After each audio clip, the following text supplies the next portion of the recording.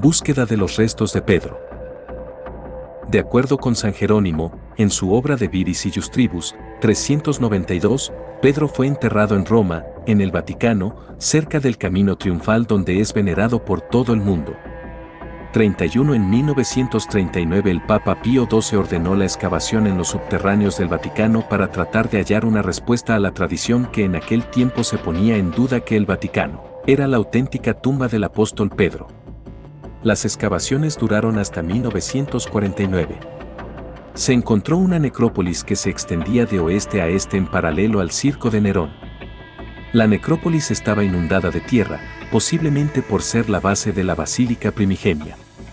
Se encontraron 5 monumentos, el más antiguo databa del siglo II. Se incluía una parte de un edificio adosado a un muro revocado en rojo que servía de fondo para el más antiguo de los monumentos. En una pared lateral que cerraba este pequeño monumento por su parte norte, el así llamado Muro G, se encontraron unas inscripciones que datan de antes de Constantino, muestra de la devoción de los fieles. Una de las inscripciones señalaba, inscripción incompleta, en griego, que podría significar, Pedro está aquí, o, Pedro esté en paz. 46 Debajo del monumento se encontraba una tumba a nivel del suelo cubierta con unas tejas. La tumba estaba vacía, pero alrededor de ella se agolpaban decenas de otras humildes tumbas. Estas a veces incluso se superponían o cortaban tumbas anteriores, pero no tocaban la primera de ellas, la que estaba en el centro.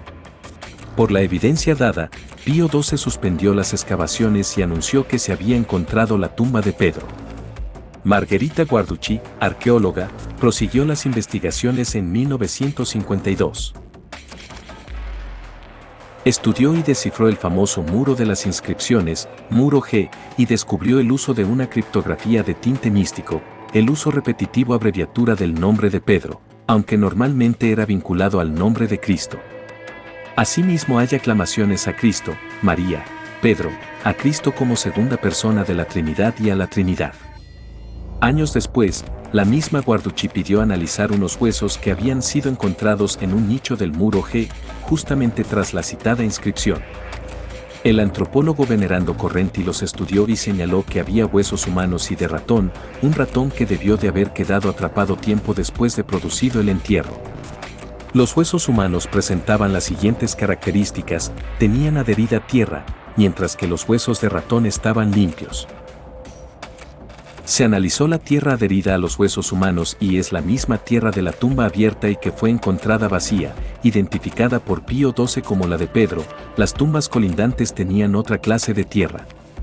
Los huesos están coloreados de rojo por haber estado envueltos en un paño de púrpura y oro.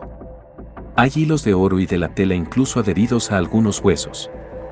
Debían de ser huesos de una persona muy venerada, pues los envolvieron en un rico paño de púrpura y oro, para guardarlos en ese nicho.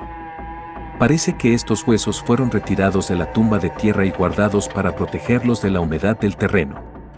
Este nicho ha permanecido intacto desde Constantino hasta hoy.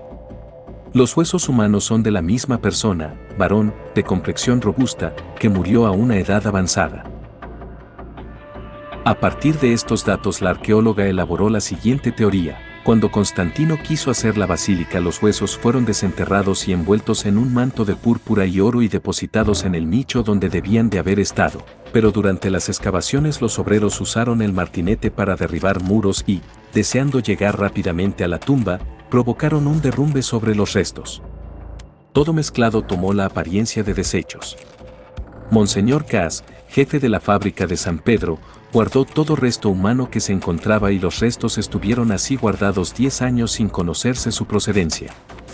En 1964 las investigaciones de Guarducci terminaron y un año después se publicó su libro Reliquie di Pietro sotto la confessione della Basilica Vaticana, Las reliquias de Pedro bajo la confesión de la Basílica Vaticana, libro muy discutido por una parte de la comunidad científica. En 1968 Pablo VI anunció que, según los estudios científicos realizados, había la suficiente certeza de que se habían encontrado los restos del apóstol.